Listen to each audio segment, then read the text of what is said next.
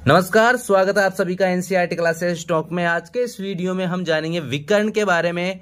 जो बहुभुज में खींची जाने वाली रेखाखंड होती है वो होता है विकर्ण। तो सबसे पहले हम विकर्ण की परिभाषा जान लेते हैं कि विकर्ण क्या होता है, किसे कहते हैं। तो सबसे पहले विकर्ण की परिभाषा जान लेते हैं कि विकर्ण किसे कहते हैं।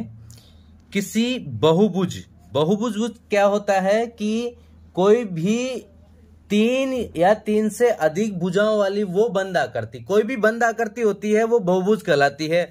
और कम से कम तीन भुजाओं वाली आकृति होती है जो बंद होगी। दो भुजा से कोई आकृति बंद होती नहीं है।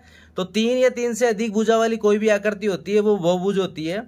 तो किसी बहुभुज का विकर्ण उसके किन्हीं दो शीर्षों, कोई भी दो शीर्ष है बहुभुज के, शीर्ष किसे कहेंगे? शीर्ष जैसे ये भुजा है तो इसका ये शीर्ष हो गया, ये शीर्ष हो गया, यहां पर ये शीर्ष है, ये सारे के सारे इसके शीर्ष है।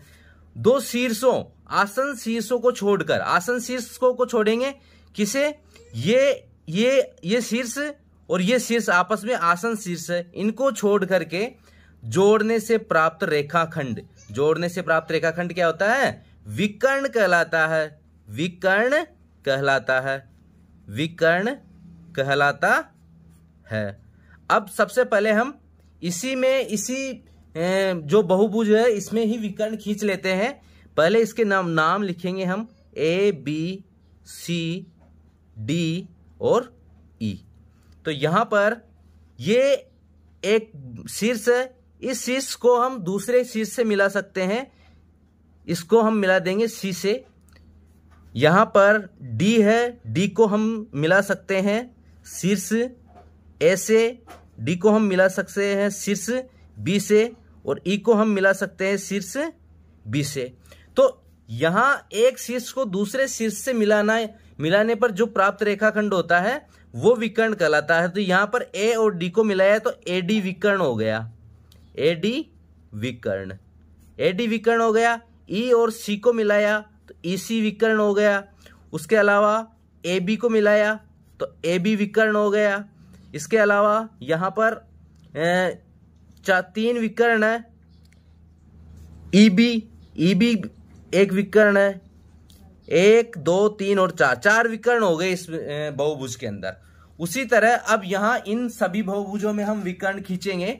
तो यहां पर आसन शीर्ष तो कौन कौन सा? ये वाला और ये वाला, ये तो आसन शीर्ष हो गए।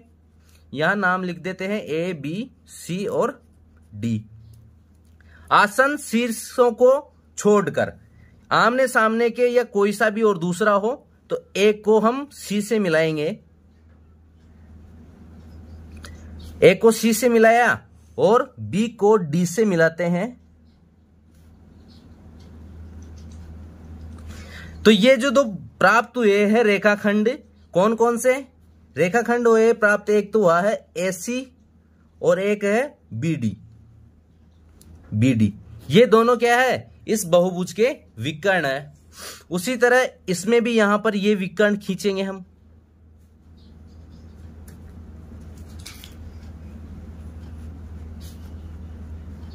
ये दो शीर्षों को मिलाते हैं। यहां पर भी इनका हम नाम दे सकते हैं E, F, G, H। तो यहां E और G एक विकर्ण तो क्या हुआ? E और G, और एक हुआ H और F या FH। इस बहुभुज के अंदर हम विकर्ण खींच सकते हैं केवल ये वाला विकर्ण, एक विकर्ण खींच सकते हैं इसमें केवल, क्योंकि यहां पर भुजा पहले से ही है और इसके अलावा कोई सा भी विकर्ण नहीं खींच सकते हैं। तो इसे हम नाम दे सकते हैं AO। यहां पर और भी बहुभुज दिए गए हैं। इस बहुभुज में आप विकर्ण खींचिए, उनके नाम हम लिख सकते हैं A, B, C, D और विकर्णों के आप नाम लिखिए। यहां पर देखिए बाहर की तरफ भी हम विकर्ण खींच सकते हैं किसी भी बहुभुज में, और अंदर की तरफ भी विकर्ण खींच सकते हैं। तो इसमें बाहर की तरफ हमने विकर्ण खींचा है, इसे नाम देंगे हम A, B, C और इसे O। तो इन विकर्णों के नाम क्या होंगे? AO और BC।